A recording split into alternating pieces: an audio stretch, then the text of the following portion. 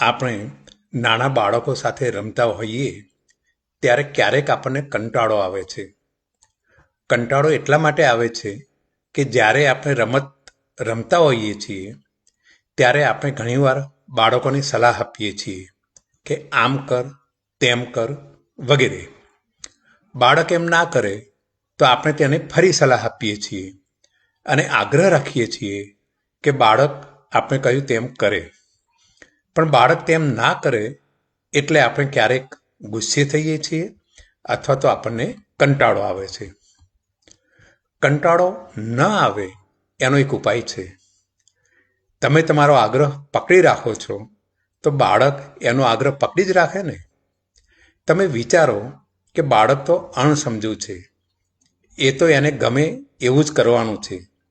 તમે તો પરિપક્વ છો તો તમે જતું કરો ને. એટલે હકીકતમાં ચેન્જ બાળકમાં નથી લાવવાનું, આપણે આપણા વર્તનમાં લાવવાનું છે. આપણે કહીએ તેમ બાળક કરે એના બદલે બાળક કહે તેમ આપણે કરીશું તો બંનેની મજા આવશે.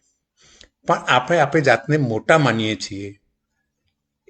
હકીકતમાં ત્યાં આપણે ખોટા છીએ. બાળક સાથે રમો ત્યારે બાળક તેવડા થશો તો જ મજા આવશે.